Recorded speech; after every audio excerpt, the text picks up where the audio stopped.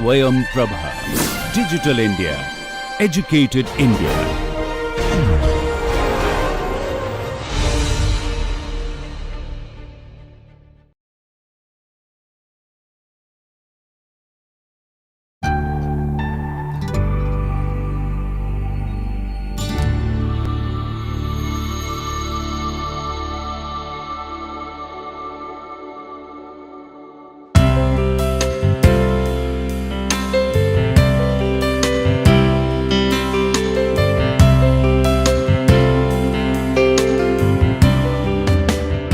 Welcome students to the online NPTEL course Contemporary Architecture and Design, and we have already finished the architectural part of modernism and as well as the postmodernism. So we will discuss about the what happened in the design, and we will also discuss few examples of architects work and design in the later, and mostly we will discuss we have discussed that what happened in the postmodern in the modern design in totality. So we will start discussing in the postmodern part of design, and in design we will discuss the art and the interior design and the furniture design through industrial design examples. And so we'll start with the postmodern phases of art, and one of the most important postmodern phases of art is the pop art culture, and that's there in the postmodern art. And there are examples of furniture design and other examples, parts which is there in which blends with the critical regionalist deconstructive style. We have already seen the deconstructive style of design through Zaha Hadid example. We will see more examples, and also there are examples of interior design which blends with the has a similar concept of historic elements. So there's a eclectic combination of historic element as well as the contemporary thing within the interior design, which was there in the historicism of architecture. We will also discuss the postmodern pop style of furniture design in the next class when we discuss the industrial design part. And today we are mainly discussing the art of postmodernism and focusing on the pop art. But if we look at that, architecture and art and design, they go parallelly. That's in a very generic concept. But sometimes few art movement which can come before the movement in the architecture, and that then they can be followed up in the architecture, because they're not exactly the byproduct of this art, and architecture are not same. So paintings can be made in much quicker quickly, and then paintings does not have any functional, generally it does not have any functional aspect. So if the painting and the becomes a poster or a graphic design, then it's has a function, like it talks about the brand identity or of a brand image or communicative device. So it becomes a visual communication design in that thing. So it connects with the mass media, if it connects with the mass media. But if it does not connect with the mass media, then painting is just for a visual perspective. So the painting's movement sometimes might not match with the architectural movement, so it might come before, it might come later. For example, if we look at the painting of Russian futurism and cubism, they were a modern movement, and cubism flourished like it was a very dominant expression, dominant phase of modern architecture, modern art, the cubist form, and as well as the surrealism. But these cubist and surrealist form and style, or the constructivism in the conceptual stage, was in the modern era. But later in postmodern style, deconstructivism has a connection with the cubism and the constructivism style. So it totally went into the different phase, which is modernism in art, and then the similarity with this particular art style are in the postmodernism. So why I am telling this, because in the pop style of modern postmodernism in art started before the postmodernism in architecture, because when the World War II ended, which is around 1945 to 47, and then just after that postmodernism started in the fine arts. So it came quite before the postmodernism. In the similar concept started evolving in fine arts and design and other aspects in the mass media. But in architecture, mostly in the building level, postmodernism came in the 1980s. Also the style of building, when it started making, so it's a long process and the building stays for a time, and that creates the city's style. So when Kenneth Frampton is talking about the change of city's style, it was quite late in the around 1980s. So that time in the cityscape, architectural change was there, because the modern buildings which was designed around this frame was also there in the city. So that was also talking about the visual style or the image of the city. So when the postmodern building starts coming out, so it takes a time to come from modernism to postmodernism in architecture. So we will discuss the pop art, which is postmodern, but the painting's time period will be quite before the architectural postmodern's time period.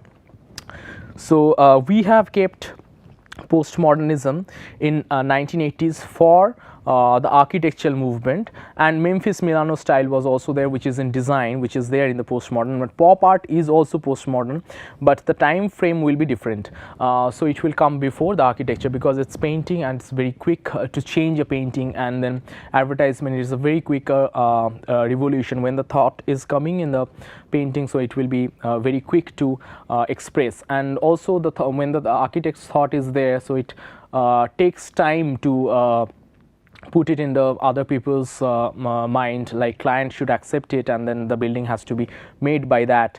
And so many of the postmodern architects building, like Zaha Hadid's building, the concepts in the initial stage, it was all conceptual. So it took time to create that kind of building. So there was a difference between the timeline from the postmodern architecture and postmodern painting.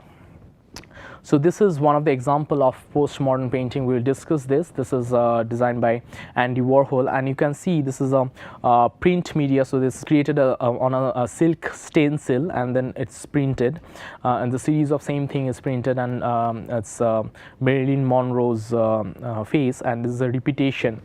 And the color combination, you can see it's totally postmodern, and there's a lot of relationship with the postmodern style of building and the color combinations, which is not modern. And in the modern, we have seen mostly the primary colors and the pure colors, pure form, but here it is there are different, we'll see different colors. And also the consumerist product and consumerism will be the theme of this pop art. And the term pop art came from a popularist perspective of painting.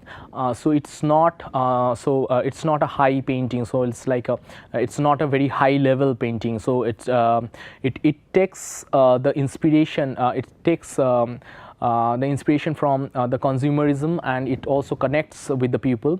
And mostly in architecture as well, you will see there's a tendency to connect people with the building. So if you look at the modernist building, all this concept of modernism is not driven from the user's perspective. It's not, there was a particular design style, and that was the visual vocabulary was set by the architect. So it has to be clean, white lines, and the pilotis and elevated anti-gravity thing. None of these concepts were from the people's perspective. But if you look at the critical regionalism, so it will be coming from the people's behavior or the local context. Like Jawahar Kalakendra has a local context, but then people will connect with the what they have seen, and then it's people driven. And then when the historicism, this kind of plazas are getting created by Charles Moore, and then it has a lot of attraction value, so that it will attract the people. And then there's Italian plaza, it will attract the Italianness of these people.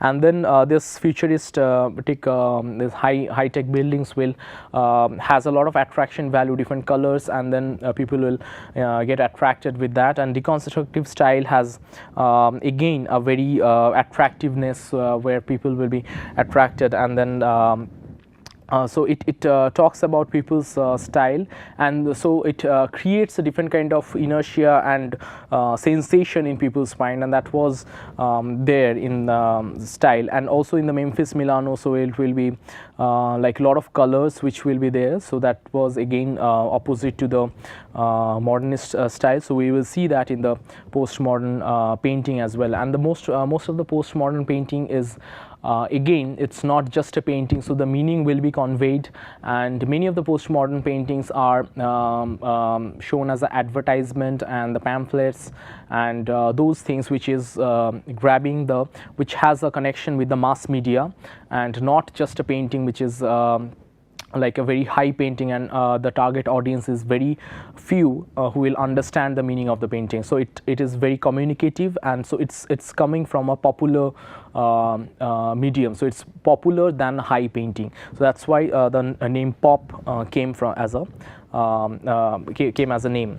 So it's 1950s onwards, just after the World War, postmodernism started.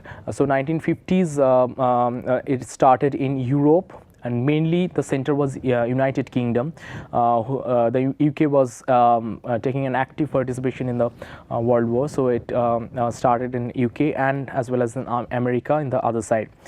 So it's based on the popular culture, and that's why this name pop came. So it's driven from a popular culture, not an high art, which will so pop art is not a very high level art. It's called a low art, and it's also it's driven from the people. So what people like, it will be the popular pop art will give that to the people. So it's people centric fine arts, and it will come into the mass media of other domain, which is not just a painting like Picasso's Guernica or Mondrian's Broadway Boogie Woogie. So it will be in the advertisement, it is in typography, branding and graphic design, comic strips, cinematography and print media. Cinematography can be also from other kind of perspective, so it's different, but it is pop arts movement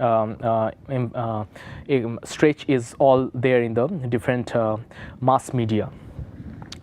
Now this is the style of American pop art, and this is the style of European pop art, and everything you can see it's talking about people's way of living in that particular time, just after the post World War situation. And here in the Europe, which is mostly UK, all the painters like Richard Hamilton and Edoardo Paolozzi, they are from Europe.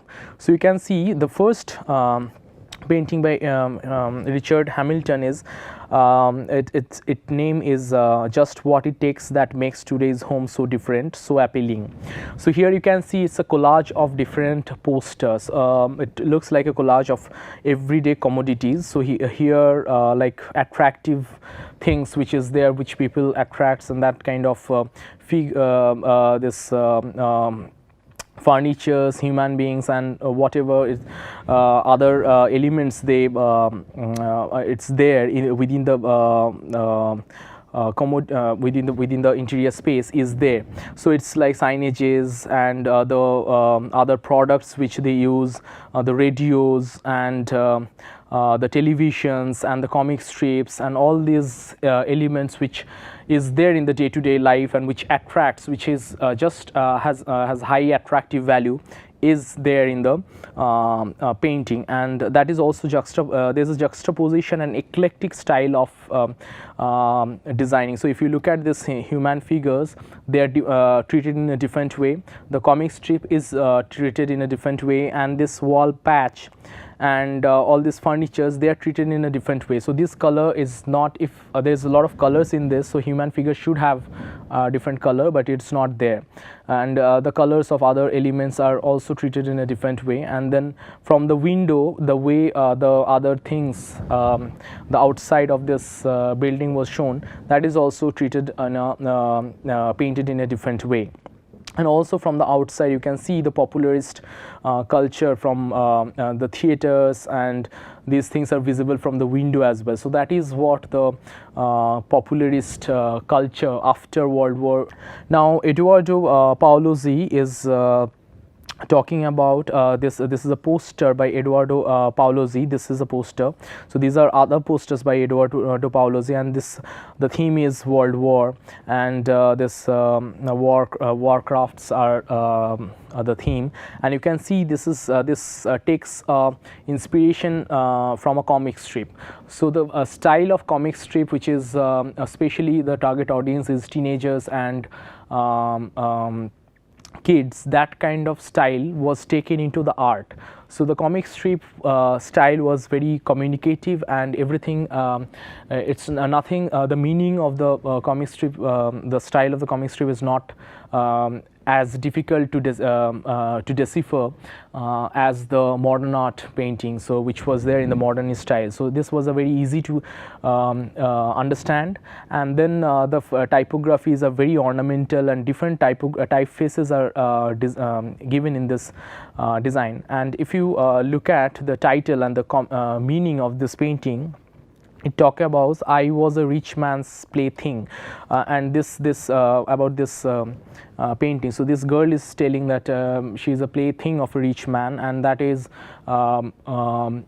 communicating the social structure and the of that postmodern era, and how women are looked at in this structure. So it is protesting that, and as well as, and also if you look at, so this a man is holding a bottle, and which looks like a gun, and he's shooting the girl. So it's talking about the social structure of that era.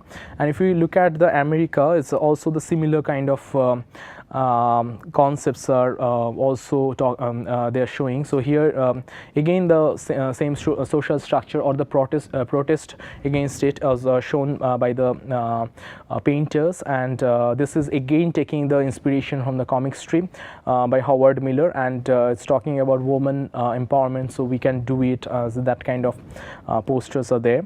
And here also this is a drowning girl in painted in 1963. So here Roy Lichtenstein is taking the inspiration of graphic novel again, but there's a difference of this style of graphic novel and this looks more digital, and there's a flat tone and black border, but here it's more like hand painted graphic novel. So and Roy Lichtenstein's most of the paintings has a similar kind of style, and mostly it has a similar black lines and flat colors. So this drowning girl borrows visual language again from the graphic novel, which is Roy Lichtenstein's style. And then another famous painter is Andy Warhol. We were showing this Marilyn Monroe of a painting of Andy Warhol. Again, Marilyn Monroe that time was a famous actress, and she became the subject of the painting. So it's also a popularist culture which is brought into the painting. So what people want to see amongst people, whoever is a famous icon, he is bringing that icon into the painting. So earlier in the modern phases, the theme of the painting won't be driven from the pupil's perspective. So it is here in the pop art, so it is driven from the pupil's perspective, what they want to see, and that will be the that is the theme of the painting. And so there is a connect between the mass popularist culture in the painting. So this is called Marilyn Ditch. So this is by Andy Warhol. This is painted. This is a printing technique which is in 1962. So it's talking about the repetition of which is a style of Andy Warhol's painting. So he have used a similar technique to print or for other iconic figures. So in this case he created a stencil on the silk screen, and one flat color was added, and so that becomes one layer, and the same stencil can create different colors in different printings. So in the same stencil, once it's red, another time it's pink, another time it's blue or green. So it's creating similar same faces of Marilyn Monroe in different colors. and this painting or the printed painting comes in different color as well. So he have created different colors for this Marilyn Ditch. So and another painting of this famous painter was Campbell's soup can. So there's repetition of this same soup can he have painted, and this is there is also a longer version where there was many other soup cans were there. So it talks about the consumerism again. So soup can is again coming as a consumer product, and so this soup can, the repetitive when he's painting the soup can, it talks about the repetition of daily life of people in the postmodern era, and only there is a but it's not an exact repetition. It's talking about a different flavor of the soup. So it's like same day, but a minor difference is there. One day it's one flavor and another is another flavor, but it's almost a mundane, same repetitive daily life of people.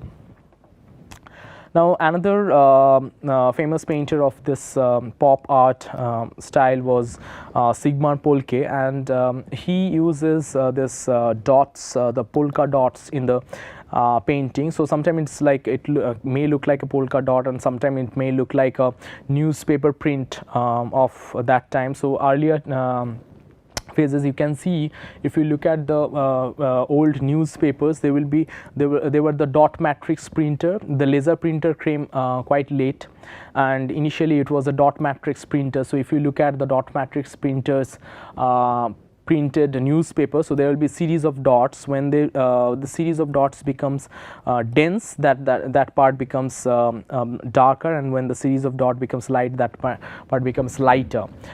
So using that technique, so it also connects with the dot matrix printer style. So it is again a mass media, so which is newspaper. So newspaper style or the polka dot. Polka dot is also a postmodern style. So you have seen this red polka dots on white, or white polka dots on red background, which got very famous in the postmodern style. And even in the comic strip, like there was polka dots, like it became famous when this Disney used this Minnie Mouse, Mickey and Minnie Mouse. Minnie used to wear this red polka dotted hairband. So that and many other fashion design in the postmodern era used the polka dots. So Sigmund Polke's visual aesthetics got again inspired from the mass media and the consumerist culture of this postmodern era. And also you can look at the theme of these paintings are also talking about the consumerist culture of the people. Now another more contemporary postmodernist pop painter is Yayoi Kusama, and she her paintings are she uses a lot of polka dots in her painting and patterns. So mostly it is polka dot, but there can be other patterns like this in the painting. And if you look at the other paintings of Kusama, so it will be all these areas will be divided in flat shapes, and each and every shape will have different patterns. So you can look at the paintings of Kusama's paintings, and also the installation. She's sitting in the installation, and also her dress, the fashion and all these things where has a similar kind of color palette with the things, and she uses a lot of polka dots in the art, fashion, and as well as in the installation. So this is an installation, and this is a fashion design. So Louis Vuitton bags have a series by Yayoi Kusama, and she have designed, these are all Louis Vuitton bags designed by Kusama. That is a series by Louis Vuitton, and Kusama's statue is also there. So there's a lot of polka dots in this series of Louis Vuitton bags. So this is showcased in the Kusama's installation, which has a lot of polka dots in the style. So Louis Vuitton bags are again when Yayoi Kusama is blending the design in the bag. So it is also a consumerist approach of designing and the art. She's an artist, and this art is getting translated into a consumerist product, which is a Louis Vuitton bag, which is a high fashion bag when she is designing, and it's like blending the product which is coming from a consumerist perspective and with the art.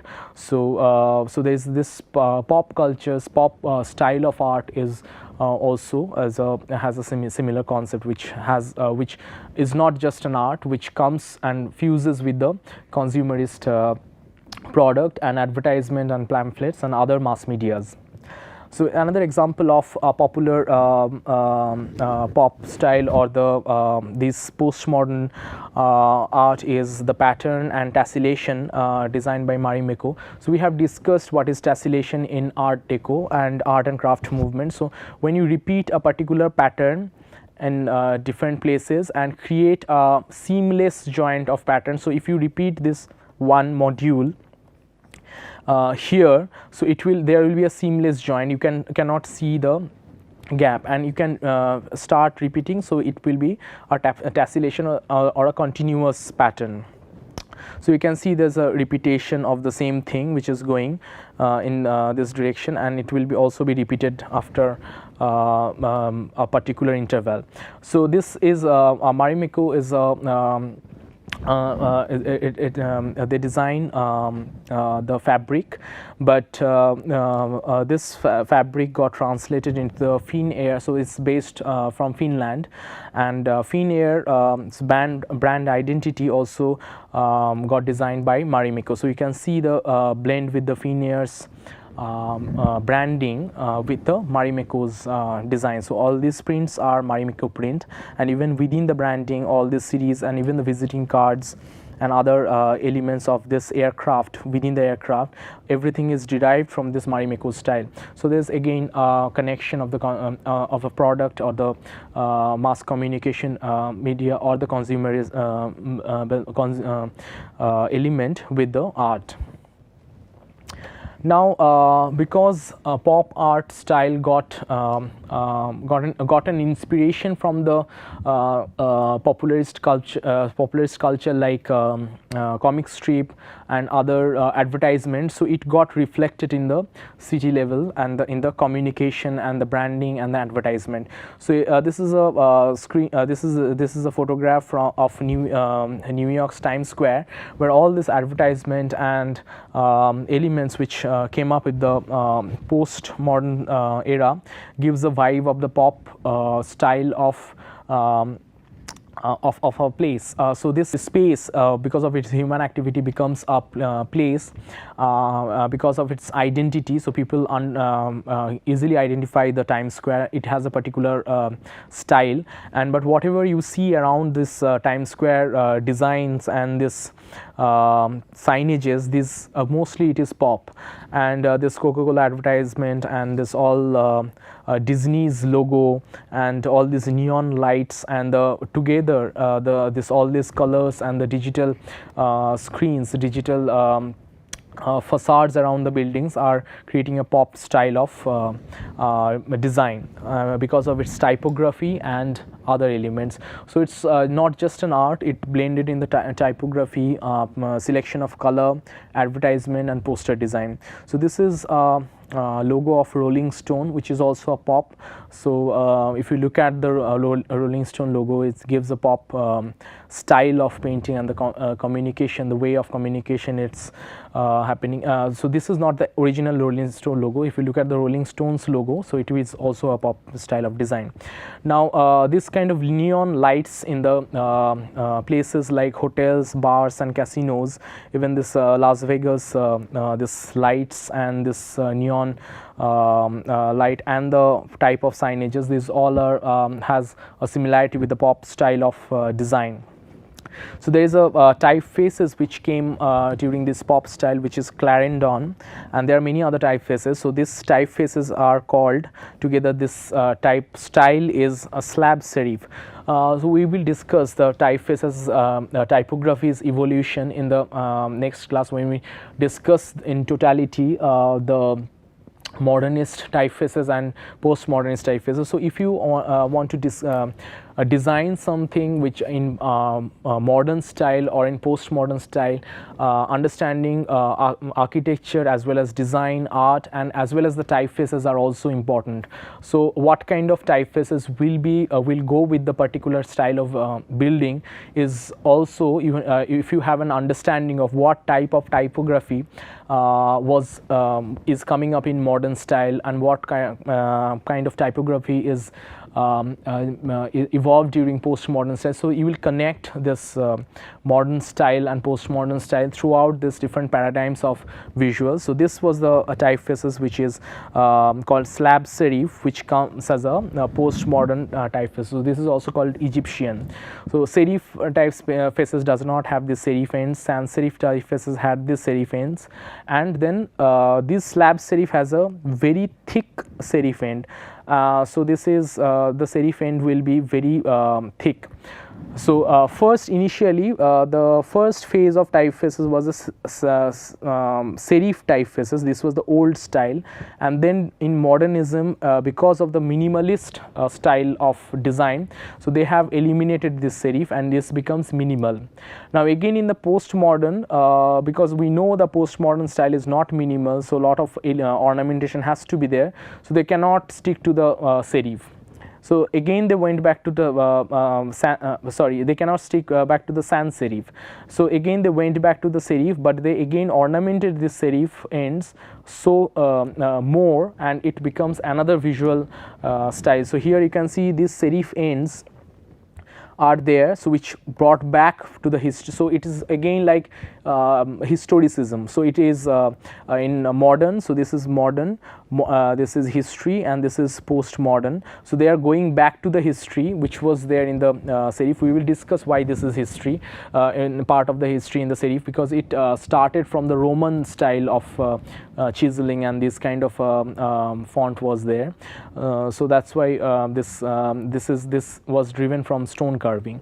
So we will discuss when we talk about the history evolution of typography.